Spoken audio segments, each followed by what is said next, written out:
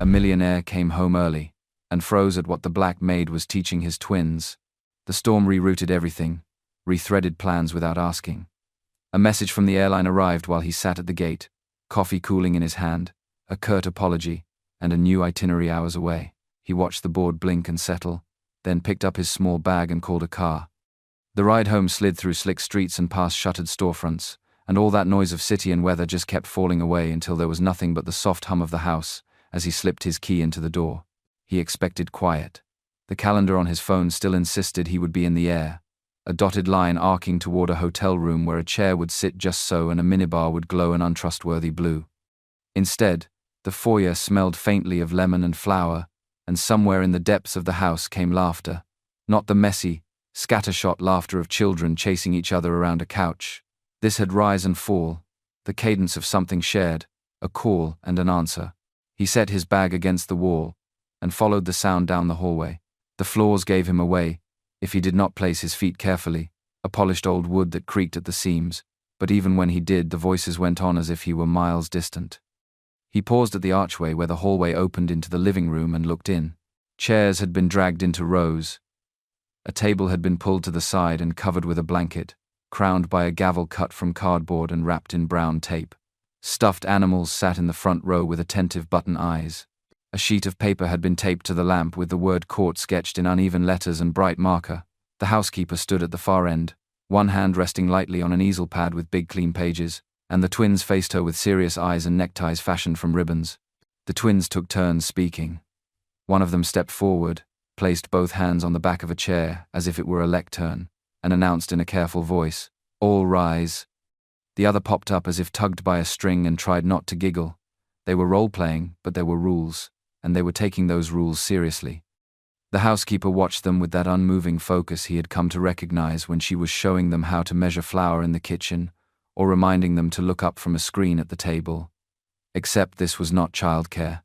This was a class. He stood there, half hidden behind the archway, and felt the old habit of assessing details click into place. On the easel pad she had drawn a comic of a scale, with little speech bubbles balancing on each side. Evidence, she had written above the scale, in block letters. She had underlined it. Beside it she had listed words like listening, patience, ask questions, and a scribbled heart stood above the word fair. On the couch, the television was dark. On the rug, a timer sat like a little glass clock, sand spilling into a belly. "All right," the housekeeper said in her calm voice. "Take a breath. Say your opening." One twin took that breath with a ceremony that made him bite the inside of his cheek to keep from laughing out loud. The child lifted a chin, squared small shoulders, and began. The case, presented with all the gravity of a filmed courtroom, concerned whether bedtime should be later. There was an assertion about growing older, about responsibility, and about how staying up could be a privilege earned by finishing homework and putting toys away. There were exhibits in the form of a picture book and a comic. There was an appeal to fairness. The other twin, appointed as the advocate for the existing routine, tried to counter with points about crankiness and mornings, and at one point fell into the trap of announcing that it was just not fair, at which the housekeeper gently tapped the easel and said, "Feelings matter, and we will talk about them after we say what we can prove." He froze then in a way he had not when the plane was cancelled or when the car skidded a little on the slick road. He stood revealed to himself, the man who had hired her to keep the house smooth as a lake and to keep the twins safe and fed on days when he could not be there, and who had, through a haze of habits and assumptions, failed to realize the wealth of the person in front of him. He did not want to interrupt. He wanted to see where this went. They practiced raising objections without interrupting, the housekeeper showing them how to lift a hand and wait. They practiced looking at the person who was speaking instead of at the floor. They practiced making their ideas into steps, one then the next, so no one got lost. When impatience crept in, she made them breathe again. When one stumbled, she stepped closer but did not take over, and he watched his child find the word, watched a face brighten with the triumph of it. "Your turn to be judge," the housekeeper said, seating a wooden spoon that stood in for a gavel. The spoon thumped the blanket-covered table, as solemnity spread across a small face like a shadow. The verdict would not change bedtime. That was not the point. He understood that, as he watched. They were learning how to ask for what they wanted, without shouting. They were learning how to listen without folding into themselves. They were learning that fairness is not a magic feel you get for free, but something you build together out of reasons and care. The case wound to a close. The twins bowed to each other as if on a stage, grinning, and the housekeeper clapped her hands once. "Strong openings," she said. "Better endings tomorrow. Remember to start with gratitude." He cleared his throat then, and 3 heads turned, and the twins squealed his title like a song. Surprise whirled into their laughter as they ran to him, their ribbon ties flapping, and he lifted them, one, and then the other, while the housekeeper stepped back with a small, uncertain smile as if she were intruding on a private moment. "Your flight," she said, brushing her palms on her apron. "The storm?" He nodded and smiled and felt foolish for staying half hidden as long as he had. "Cancelled. I thought you would be at school," he said, and then realized that he knew exactly what week it was. He knew because the calendar on his phone had bright blocks in their names, and because he had an alert about a conference with a teacher he would probably attend by video. "We had the morning at home," she said, "so we made a plan. We were practicing speaking and listening. They asked for a courtroom. It seemed fun. It was more than fun." He looked at the easel again and felt a swell of admiration he did not know what to do with. "Did you study this?" he asked before he could stop himself, and then winced at how it sounded. She held his gaze anyway, measuring him not unkindly. "I used to teach," she said simply. "Before I took this job, I taught. Life, you know, sometimes it takes you through side doors. The twins like to play, and they listen when they play. So we play." The twins tugged on his sleeve to announce that the judge had said bedtime could be negotiated twice a week, if certain conditions were met, and that they had constructed a chart. He looked at their bright faces, and then at the woman who had given them this language, this place to stand. His mouth opened on the old reflex, to say that this was not necessary, and then he closed it again. It was necessary. It was priceless. "Thank you," he said, and his voice surprised him with the weight it carried. He set the twins down and stepped farther into the room, away from the archway where he had been half a ghost. "Can I watch the next case?" She laughed then, a little uncertain, as if waiting to see whether he meant it. "Of course," she said. "We are taking a recess for snacks anyway. After snack we are writing letters to the city about the tree that needs planting on the corner. If that is all right." He looked down at the cardboard gavel, the stuffed animals in their jury box, the bottles of markers uncapped like tiny flags. He thought of the cancelled flight, and the meetings he would not sit in today, the way the house had sounded when empty, the way it sounded now. He thought of the people he had passed on his way through airports and lobbies, each with a life unspooling in directions a stranger would never guess. All of that, held in this room by a woman who had seen his children as whole people, and who had made the afternoon into a classroom without walls. "It is more than all right," he said. And when the twins raced toward the kitchen to argue amicably over apple slices and crackers, he stayed where he was and looked at the easel pad again, at the word that had been written in block letters and underlined. He reached out and traced the underline lightly with one finger, as if it were a signature on a different kind of contract, one he was only now learning to honor. He had meant only to slip in, to grab a folder from the office and disappear before anyone knew he was there. Even the air in the house felt surprised to see him. It was a quiet that was never truly quiet, threaded with the faint rustle of the garden beyond the glass and the whisper of the vents. He set his keys down without a click, shoes soft on the runner, ready to turn toward the stairs. Then he heard the chorus, 2 small voices, steady and clear, lifting in the kitchen. "I will be humble. I will be grateful. I will treat every worker with respect." He stopped completely, still as the shadow from the banister. In the next breath he could hear the caregiver's voice, warm as a worn sweater. "Again," she said, slower, "say it like you mean it. I will be humble. I will be grateful. I will treat every worker with respect." He did not remember ever practicing words like that in his own childhood. He remembered piano scales and spelling lists, and the hard bark of a whistle on chilly fields. He remembered tutors who ran out of patience and a house where people moved around him like he was a piece of expensive furniture they did not want to scratch. He stood in the doorway to the kitchen, unseen, and watched. The twins were on stools at the island. One held a damp cloth, wiping careful circles over a constellation of crumbs. The other gathered the crumbs on a folded napkin and tipped them into a bowl with a serious expression, as if concluding a ceremony. The caregiver stood between them, sleeves pushed up, a dish towel over her shoulder. Her attention was a soft hand, steady and precise. guiding small hands in ways that belonged to any home where learning had depth. When you finish, she said, you look to see what else needs doing. We do not step over it and wait for someone behind us. We do not vanish from the table and leave a mess for a stranger. One of the twins reached for a cup, rinsed it under the tap, set it upside down on the rack. The other wiped the rim of the counter again, slower this time, the small tongue peeking out in concentration. The caregiver smiled. Thank you. That is better. He could feel the shape of his own schedule in his shoulders, the meetings and calls, the rigid architecture of days, arranged for winning, for efficiency, for perpetual arrival. He looked at the hands that had signed a dozen contracts this week, and thought of how many times a cup had vanished from his desk, a shirt had reappeared pressed and perfect, a floor had been shining by morning. He could not remember where he had put a sponge. Now, the caregiver said, sit with me, we will write. She slid a stack of small cards onto the counter. The edges were simple, cream-colored. A cup of pens appeared as though conjured. She turned each card so the blank side faced the twins. We will write thank you notes, she said. One to the person who brings the mail. One to the person at the market who gave you apples last week.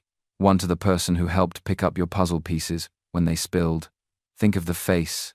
Think of the moment. Tell them what they did and how it made you feel. The twins pulled their chairs closer. There was a hush that he recognized from boardrooms when a problem was laid bare. Not tension, not fear, but attention. The kind that is a form of respect. The caregiver uncapped a pen and held it out. Who do you want to thank today? She asked softly. The twin with the careful wiping, said the gardener who had let them hold the hose. The other mentioned the nurse at the clinic, who had given a bright sticker and a brave smile. The caregiver nodded. Good. Start with dear, then the job. If you do not know the name, then say thank you for the thing they did. Tell them what it meant. The pen scratched. The caregiver leaned in. Write from your heart. Your letters are not simply letters, they are little doors. He felt the odd ache that comes when a small truth slips past your guard. He had signed holiday bonus checks with a flourish, typed polished acknowledgements in emails that went through 3 assistants before leaving his screen. He had not told the person who brought the mail that he was grateful for the way it arrived, rain or shine, for the quick smile thrown through a storm. Now for the last part, the caregiver said, and she pulled closer, a shallow tray with 3 jars. Their labels were written in rounded script. Spend. Save. Share. She set a small pouch next to the tray and loosened the drawstring. Coins glinted. A few soft bills lay folded like leaves. This is simple budgeting for everyday items, she said. You may want a small toy. You may want to bring fruit to a neighbor. You may want to keep money to help with a school project. We learn to choose. We learn to wait. We learn to give. She poured the coins into the twins' hands and invited them to decide. If you want a sweet at the corner shop, she said, you put some here. If you are saving for something bigger, put some here. If you wish to help someone, even in a small way, put some here. She tapped each label. And when we buy something, we make a list, and we keep the receipt, so we know where the money went. Not because anyone is watching to scold, but because we respect what we have. He watched them pinch coins between forefingers and thumbs, their faces full of gravity. There was joy in it too, a kind of play that practiced being the kind of person he hoped they would become. The caregiver had a way of making the invisible structure of a life visible, of turning manners and money and messes into chances to choose better. Say your promises again, she said, when the last coin settled. I will be humble. I will be grateful. I will treat every worker with respect. This time, as they spoke, she nodded toward the door. To him. He did not know when she had seen him, only that she had. Her chin lifted. Not a challenge, an invitation. He stepped in, feeling suddenly like a guest in his own kitchen. The twins turned, their faces shining, because they loved to surprise him. He opened his mouth to say something big and important, a father speech, but the words that came were simple. I heard you, he said. That was beautiful. The caregiver's eyes softened. We practice every day, she said. Today they cleaned their own messes, wrote thank you notes, and worked on basic budgeting for everyday items. Small work, but it adds up. He looked at the cards, at the smudged little hands, at the jars that glimmered with tiny choices. He thought of the people who filled his life with services he used without thinking. He thought of what it would mean to mean it when he said thank you. "Can I help?" he asked. The caregiver smiled and handed him a cloth. "There is always something to do," she said. "Begin with the crumbs you did not notice before. Then write someone a note. Then decide what you will share." He took the cloth. The twins giggled and scooted over to make space. He wiped the counter in slow circles, watching crumbs gather into a small hill that told a story he had almost missed. He came home early and found the kitchen alive in a way he did not recognize. Sunlight slanted across the marble, bright on puddles of water, and the swirls a sponge left on the island. The twins stood on stools at the sink, sleeves rolled, concentration narrowed to the slow glide of a dishcloth along the curve of a plate. A low song hovered between them, half melody, half bubbling laughter. The caregiver stood nearby, not ordering, not scolding, simply present, her hand steady on the faucet as if regulating a stream that was more than water. He stopped in the doorway, the grocery bag in his hand gone weightless. For a moment he could not find his voice. Then it returned, sharp, with surprise. It carried an edge of fear, too, because this was not the picture he held of his home. "What is going on?" he asked. "Why are they doing that? Why are they talking about money and service work?" The twins turned, faces bright, and then dimmed at the sound of his voice. The caregiver touched a towel to her palm and faced him without flinching. Her eyes were calm, the kind of calm that comes from a choice made long before a confrontation begins. "We are learning," she said. "We are learning about care. We are learning about what it takes to make a place feel like home. We are talking about what money is for, and what people do to earn it." He put the bag on the counter with a thud that seemed too loud for the soft scene. "They should not be scrubbing plates. That is why I hire help. This is not their job, and we do not discuss money with them like this. They are children." "They are children," she agreed, "which is why we are starting now." He felt heat rising in his chest. "I do not pay you to make them do chores. You pay me to take care of them," she said, "to keep them safe, to feed them, to help them grow. All of that is more than baths and bedtimes. It is also what kind of people they are becoming." He shook his head. "You are turning my children into staff." Her gaze softened, which somehow felt more bracing than a hard look. "No, I am teaching them to see staff. I am teaching them to see people. A sink full of plates is not the point. The point is what sits behind the plates. Hands, effort, time, how we speak to those hands, how we value that time." The twins had gone quiet. One of them raised a dishcloth like a flag, unsure whether to continue. She nodded to them, she smiled, and the small rhythms resumed at the sink.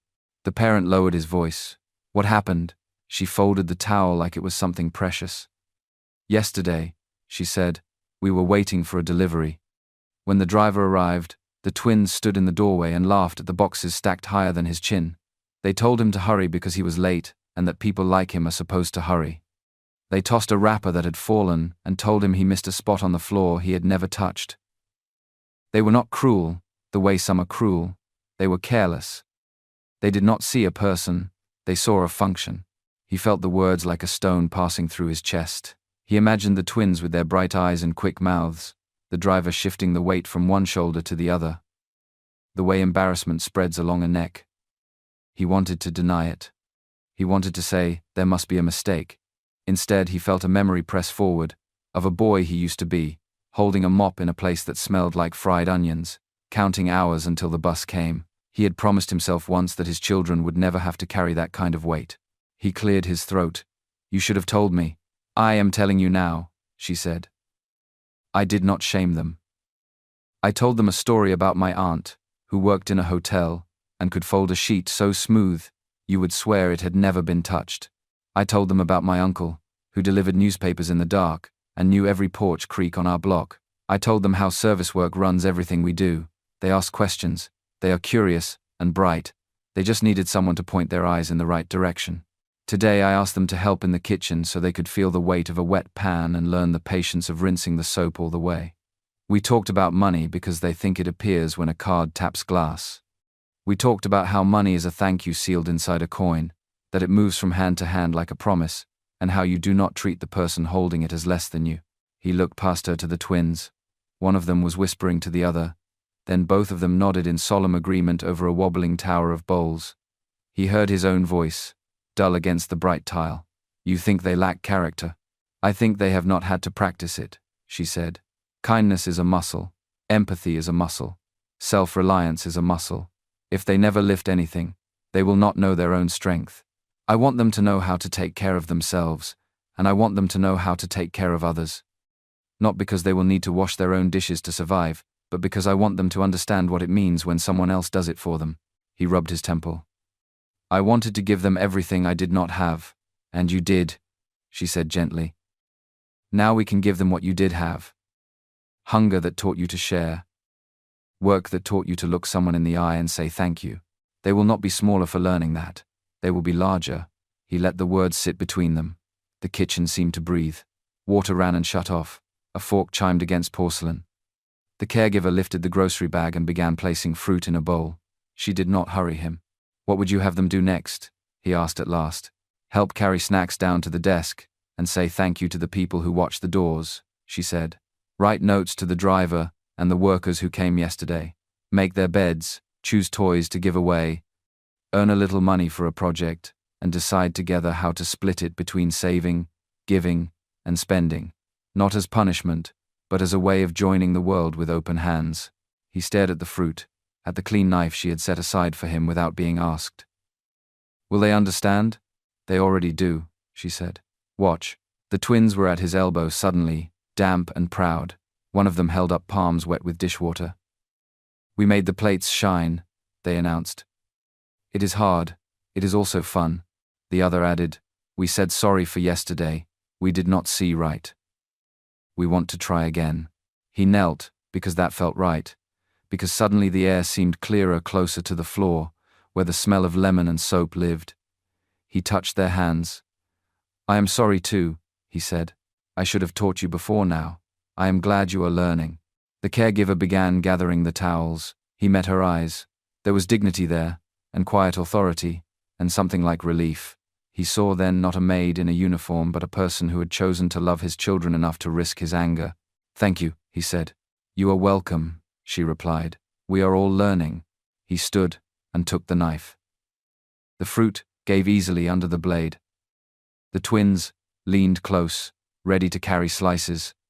The kitchen felt different, not smaller, not diminished by the sound of work, but fuller. He imagined the path ahead. Small acts repeated until they became a way of life.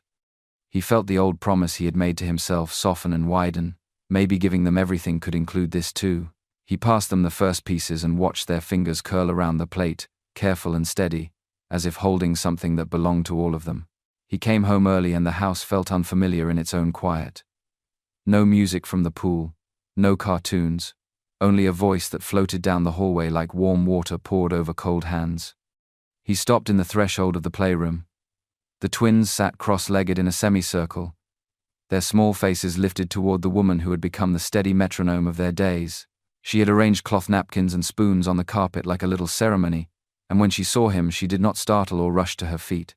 She lifted a finger without looking away from the twins and said, gently, we begin with greetings. He froze there, a suitcase still at his side, watching as his children stood and practiced the weight of hello. They stepped toward her, one at a time, small shoulders squared, eyes up. Good morning. How are you today? Thank you for being here. She showed them how to let their voices land, not rush past, not throw the words like coins. After each try, she nodded. Show me with your eyes. Make your hands still. Ask after a person because you care, not because you want something.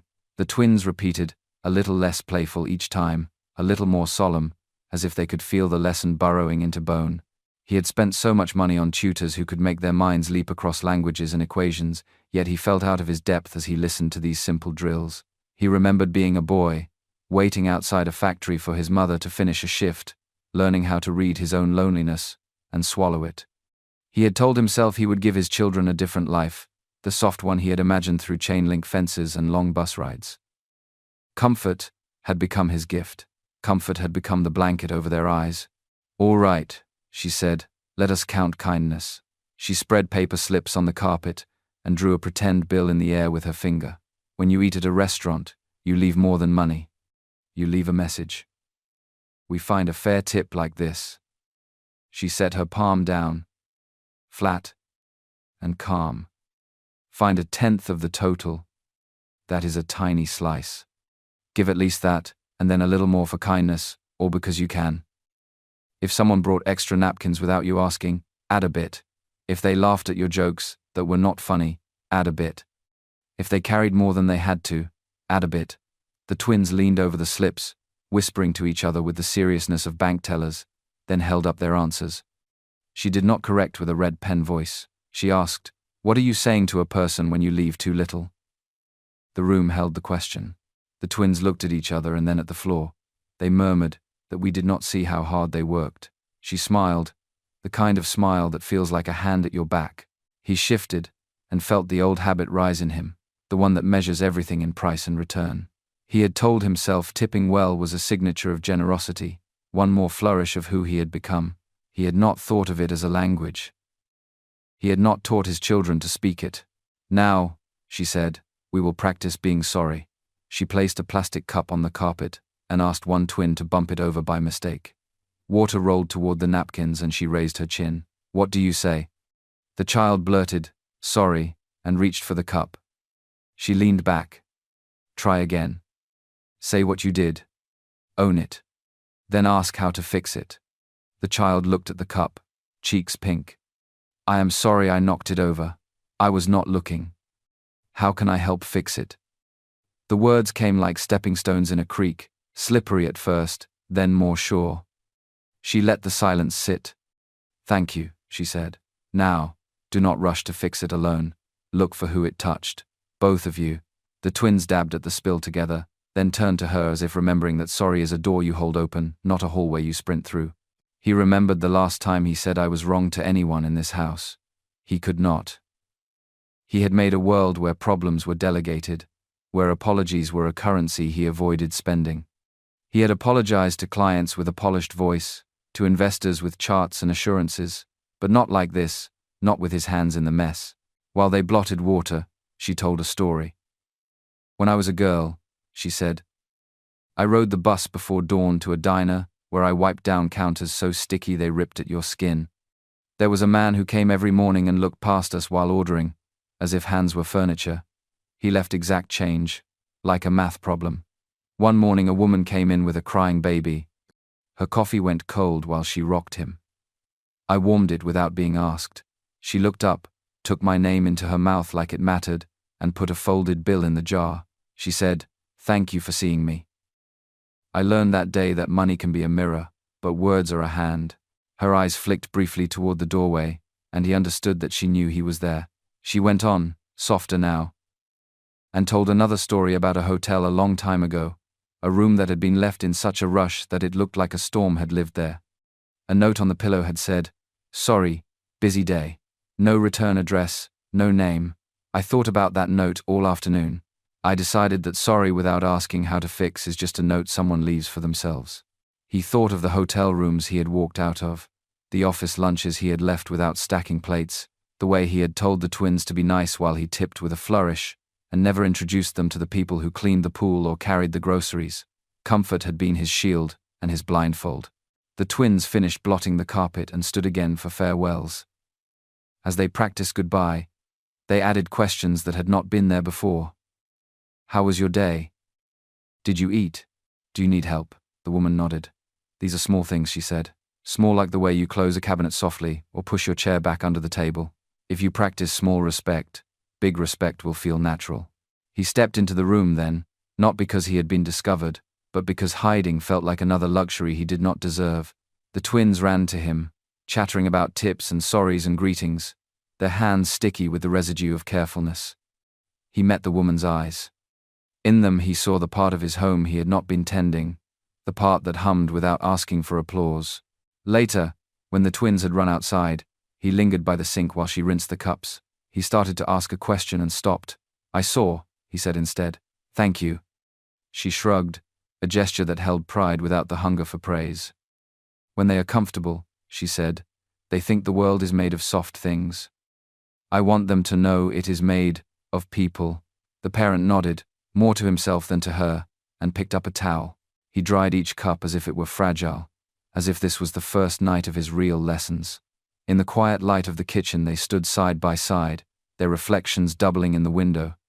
Somewhere outside, laughter rose from the yard, bright and easy. Inside, a new habit began, small as the turn of a wrist, steady as a greeting. The first morning they called it life skills and gratitude time. The twins dragged their feet into the kitchen in matching slippers. The room was already warm, full of the smell of soap and cinnamon, the radio low and friendly. The caregiver had laid out a row of wooden spoons like paintbrushes, a wash basin, a small pile of clean socks, a bag of seed packets, a stack of envelopes, and a notebook that had been given a bright cotton cover. She stood at the head of the long island, with a calm face and a glittering patience that the parent had begun to recognize as her truest kind of authority. He stood with them, hands jammed into his pockets, watching his twins try not to make eye contact. The house staff moved in and out of the scene like a quiet tide, never loud, always there. The driver set a basket of citrus on the counter. The chef peered in to check the oven and offered a nod.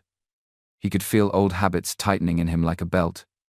Meetings, schedules, outcomes. He had built an empire on time saved, on tasks delegated. Now he was being asked to spend a morning on socks and seeds. The caregiver did not give a speech. She dipped a sock into soapy water, squeezed it, then smoothed it flat over the counter with her strong palms. She said, "You ever see how a sock goes missing?" The twins snorted. She said, "Today, we try not to lose what keeps our feet warm." She handed them each a sock and held a safety pin, up like a small beacon. We keep things together, if we want to keep things. The twins giggled at first, but soon they were pinning pairs and laying them like small flags to dry. The parent tried, his pin caught and pricked the base of his thumb, and he felt a sting of embarrassment so sharp it tasted like metal. He heard the caregiver's voice, soft enough for only him to hear. "The first lesson is patience with yourself." He nodded and tried again. After the socks came the seeds. The gardener arrived, a dirt-softened man in clean boots, hat in hand as if entering a sanctuary. He set a tray of earth on the table, poured water from a kettle, and explained what a seed asks of a person. "Give me a place," he said. "Give me time and light. Give me your noticing." The twins pressed seeds into soil, with the same seriousness they used to apply to building block towers. The parent bent close and breathed the smell of wet dirt. His whole life had smelled of ink and glass and new cars. Dirt felt like a confession. Gratitude came after the work. The caregiver guided them to sit in a circle on the kitchen floor, knees brushing. The parent let himself lean against the island. Each person took turns saying, "Thank you," not with a script, but with a story. The chef thanked the driver for the way he waited for the garage door to completely shut before leaving, because that small care made the kitchen feel safe. The twins thanked the gardener for washing the mud off their hands without scolding when the puddle had seemed too much like a miracle to resist. The parent cleared his throat, felt his voice not quite steady, and thanked the caregiver for teaching him how not to be a guest in his own home. By midday, a new thing had been born, though no one named it. A sheet of thick paper was taped to the refrigerator, covered in colorful handprints, and a few smudged lines of writing. It was not a list of rules. It was a pledge. We carry our dishes to the sink. We say thank you with our voices and our hands. We ask what is needed before we ask what is easy. We make mistakes and we make it right. The twins took on responsibilities that matched their small bodies and quick minds. They fed the dog and learned the sound of the scoop as a kind of music. They sorted mail into baskets and learned to recognize the difference between a bill and a letter from a friend. They learned that water is heavy when carried across a room, that napkins fold better when you smooth the corners, that a broom works best when you listen to the bristles. They learned to look up and notice who had no free hands. The parent watched them transform from guests into contributors, their backs a little straighter each time they completed a task, and were met by thanks rather than perfunctory praise. Staff became partners in the home's education. The chef showed the twins how to hold a knife safely, and the parent realized how intimately a good teacher watches small fingers and breath. The house manager explained how the laundry machine hums differently when it is over full, and how waiting saves more than it costs. The driver took them out to the car and taught them the story of seatbelts and why rules are love that wants to keep you here. The gardener taught the slow magic of compost, how leftovers become tomorrow's soil. The caregiver moved with a calm that organized everyone around her. She showed the parent how to throw a sheet so it lands like a cloud, and then how to tuck it so it stays like a promise. She set up a jar for questions and a jar for ideas, and every so often she would pull a slip from one and fold it into the day. The twins asked what to do with big feelings. She taught a breathing pattern she had learned from her mother, and how to fold a towel while you counted those breaths. The parent asked how to recognize help that goes unseen. She walked him through the house, touching the places where labor lived quietly, the polished banister, the stocked pantry, the swept corners, and she said the real answer is, you keep asking. It was not all smooth. There were days the twins rolled their eyes and hid in a tent of blankets. There were moments the parent felt the old impatience rising, the desire to reach for a wallet instead of a sponge. The caregiver refused to be rushed. She looked at the parent with steady eyes and reminded him that love takes the shape of time more than it takes the shape of things. He learned to kneel at the twins' height, and to listen until their mouths softened, and the truth came out strange and small. The house changed, in ways that could be measured without a market report. Laughter began to come from the laundry room. A stack of thank you notes formed slowly on the hall table, each one written in a different hand, each one honest. The twins began to look the staff in the eye, to ask about a cousin's recital, to offer slices of clementine with sticky palms. The parent began to arrive home and look for the schedule that would tell him how to belong. He stopped being surprised when his hands smelled like onions and soap. He stopped freezing at the sight of lessons he had not arranged. On a quiet evening, they sat around the table eating soup that had simmered all afternoon. The caregiver asked the twins what part of the day felt most like gratitude. One said washing the dog's paws, because he trusted them enough to let them. The other said writing a note to the delivery person who always waved, because it felt like waving with words. The parent did not speak for a long moment. When he did, his voice had the rasp of someone who had been running and had finally come to a stop. He said the part that felt most like gratitude was watching everyone teach and everyone learn. He looked at the caregiver, and added, and being taught how to be a father, not just a provider. She smiled in that way that did not ask for applause. The house seemed to lean in, the walls warm, the floor steady. The new household code was not something that could be typed and framed. It lived in the way the twins reached for sponges, in the way the chef shared a recipe from her grandmother without guarding it as a secret, in the way the gardener left a sprig of mint on the twins' pillows because they had asked how leaves smell at night. It lived in the parents' hands, chapped and proud. It lived most of all in the caregiver, who had always known that a home is a place where people practice being their best selves, not a hotel where tasks disappear. Under her care, convenience had given way to community, and the house finally felt like it belonged to everyone who stepped through its doors.